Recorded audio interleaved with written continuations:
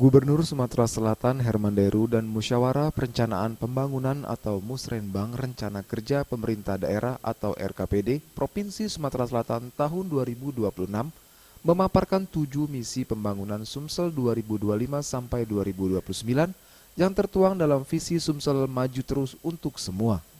Dan ia berharap di tahun 2026 kita bisa lebih mempertegas kesiapan daerah untuk membangun sesuai potensi masing-masing. Setiap daerah memiliki karakteristik yang berbeda dan jenis pembangunannya harus disesuaikan dengan potensi tersebut.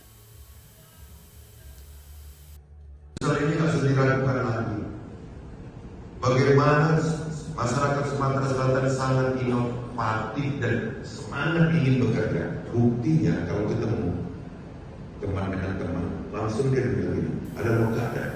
Sementara itu, Kepala Bapeda Provinsi Sumsel Regina Ariyanti menjelaskan bahwa rancangan RKPD tahun 2026 yang telah disusun akan disempurnakan melalui Musrenbang ini dan dirumuskan lebih lanjut dalam rancangan akhir RKPD. Dan tema pembangunan Sumatera Selatan tahun 2026 adalah pemantapan pemerataan kesejahteraan dan pembangunan yang berkelanjutan dengan 7 prioritas daerah. Tim Liputan, Sriwijaya TV.